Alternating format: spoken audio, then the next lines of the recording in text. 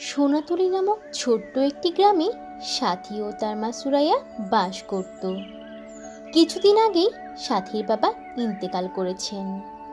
এজন্য সুরাইয়া সাথীকে লালন পালন করার জন্য নিজেই একটি দোকান খুলে বসেছেন। সুরাইয়া তার দোকানে বিভিন্ন রকমের ক্যাপ রাখে, লাল, নীল, সবুজ, বিভিন্ন রঙের নানা রকমের ক্যাপ। সাথীর বয়স এখন মাত্র 10। সাথীর মা সবসময় সাথীর খুবই খেয়াল রাখে। সাথীর মা সাথীকে ওই শহরের সবচেয়ে ভালো স্কুলে অ্যাডমিশন করিয়ে দিয়েছিল। সাথী খুবই মন দিয়ে লেখাপড়া করত। সে ক্লাসের ফার্স্ট গার্ল ছিল। সে তার ক্লাসে সবসময়ই প্রথম হতো। ছোট থেকেই সাথী স্কুল ছুটির পর তার মায়ের সাথে তার মায়ের দোকানে সময় দিত। এজন্যই খুব ছোট থাকাকালীনই দোকান চালানোর সব কাজ সে শিখে গিয়েছিল। এখন সাথী তার মায়ের থেকে নিজেই ভালোভাবে বেশি ক্যাপ বিক্রি করতে পারে। সাথীদের দোকানে একটি ক্যাপ ছিল অনেক পুরনো, যেটা অনেক দিন আগেই দোকানে আনা হয়েছিল, কিন্তু এখনো পর্যন্ত কেউই সেটা কেনেনি। কিন্তু ক্যাপটি দেখতে ছিল অনেক সুন্দর এবং কালো রঙের, এজন্য এটি দেখতে অনেক ভালো লাগতো। সাথী ও তার মা ওই ক্যাপটি বিক্রি করার জন্য বারবার চেষ্টা করেছে, কিন্তু তারা বারবারই ব্যর্থ হয়েছে। এরপর একদিন সাথী তার মায়ের সাথে দোকানে ছিল। তখন সে তার মাকে বলল, মা, আমাদের দোকানে তো অনেক সুন্দর সুন্দর ক্যাপ আছে, তবে তার মধ্যে দেখো এই ক্যাপটা না সবচেয়ে বেশি সুন্দর। কিন্তু মা, এই ক্যাপটা এখনো বিক্রি হয় না কেন? যদি অন্য কোনো দোকানে আমি এত সুন্দর ক্যাপ দেখতে পেতাম, তাহলে অবশ্যই আমি সবার আগেই সেটা কিনে নিতাম। কিন্তু এই ক্যাপটার কি যে হয়েছে, কেউই কেন যে এই ক্যাপটা কিনছে না? শোনো মামুনি, এক একজনের পছন্দ এক এক রকমের। হতেও তো পারে এই ক্যাপটি আমাদের দোকানের জন্য আশীর্বাদ হয়ে আছে। তাছাড়া আমাদের দোকান তো ভালোই চলছে মা। এখন তো আমাদের টাকা পয়সারও তেমন একটা অভাব নেই আগের মতন। এজন্য তুমি এই ক্যাপটিকে নিয়ে এতটা আর ভেবো না। এ কথা বলে সুরাইয়া সেখান থেকে চলে গেল। আর তখন সাথী দোকানে একাই ছিল বেচাকেনা করার জন্য। কিছুক্ষণ পর সাথীর দোকানে তার এক বান্ধবী আসলো। বান্ধবীটি সাথীকে বলল, সাথী সাথী, আমাদের স্কুলে যে ফ্যাশন ডিজাইনের কম্পিটিশনটা হবে না, আমি সেখানে কি যে পরে যাব কিছুতেই ভেবে পাচ্ছি না।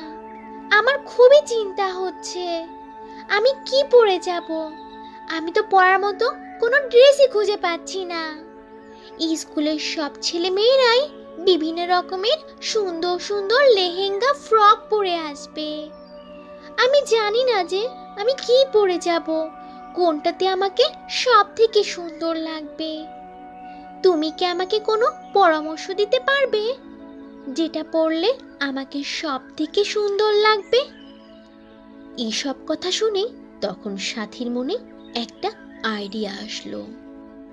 সাথী তখন ভাবলো, এই সুযোগে তাদের দোকানের সবচেয়ে পুরনো ক্যাপটি সে তার বান্ধবীর কাছে বিক্রি করে দেবে। এসব ভেবেই সাথী তার বান্ধবীকে বলল, নীলা, তোমাকে আমি একটা গোপন কথা বলি, শোনো। আমাদের দোকানে না অনেক পুরনো একটা ক্যাপ আছে, আর ওটা হলো জাদুর ক্যাপ। এই ফ্যাশন ডিজাইন কম্পিটিশনে তুমি যদি ওই ক্যাপটি পরে যাও, তাহলে তুমিই বিজয়ী হবে, এটা আমার বিশ্বাস। কি বলো তুমি, তাই নাকি?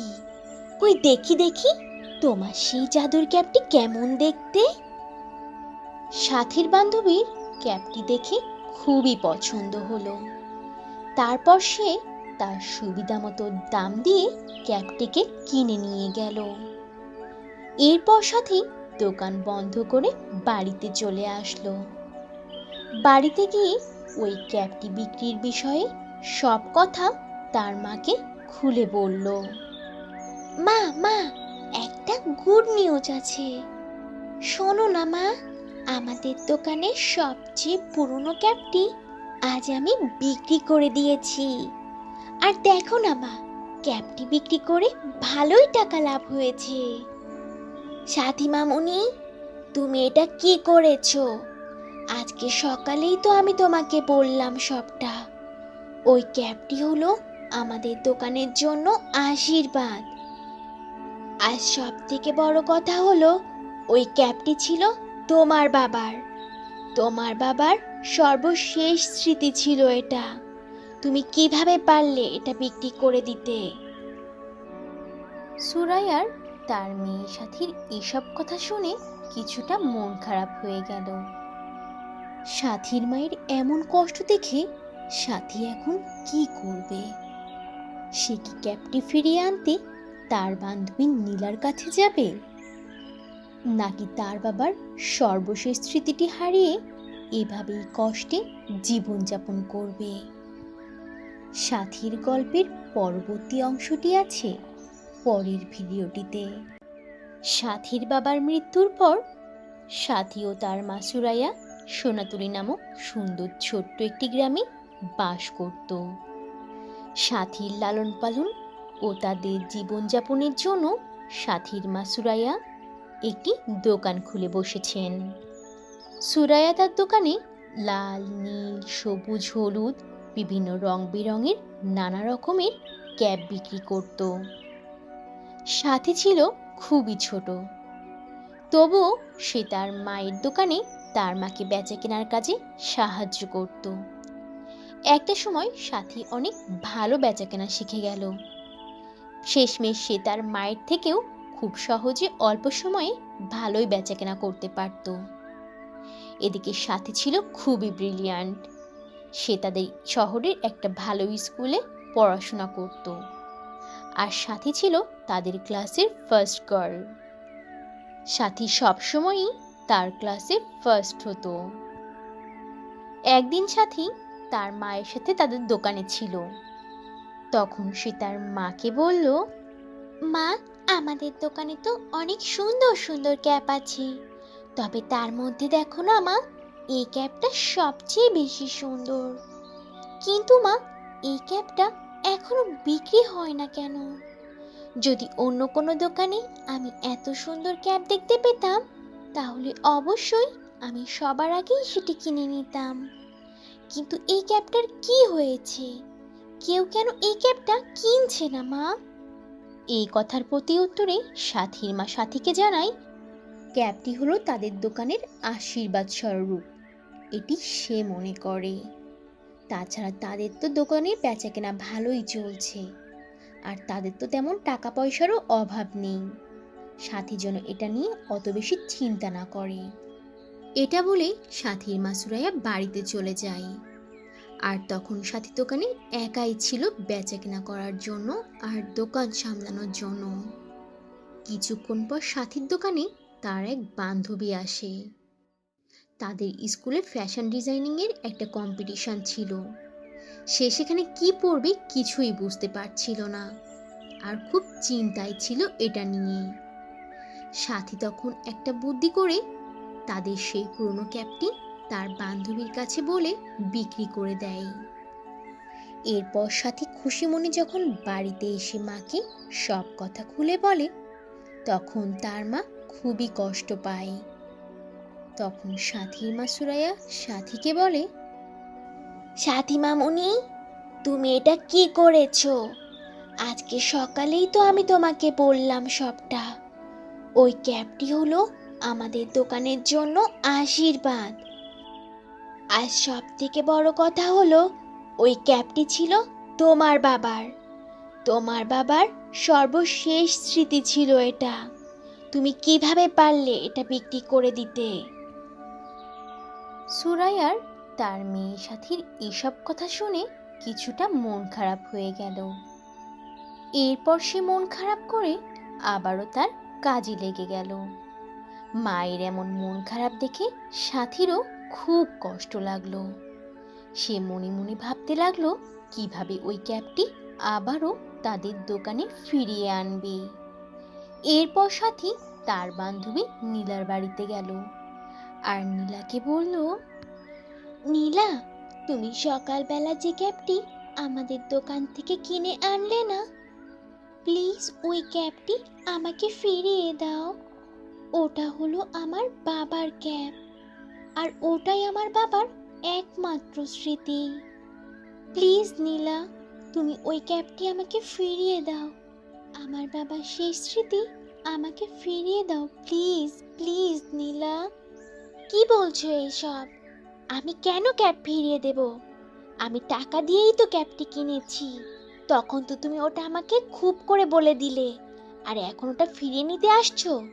এখন আমি ওটা আর তোমাকে কিছুতেই ফিরিয়ে দিতে পারবো না, কারণ ওটা আমার অনেক পছন্দ হয়েছে। সাথী তার বান্ধবীকে অনেকক্ষণ ধরে বোঝানোর চেষ্টা করলো, কিন্তু নীলা কিছুতেই বুঝতে চাইল না তার বিষয়টা।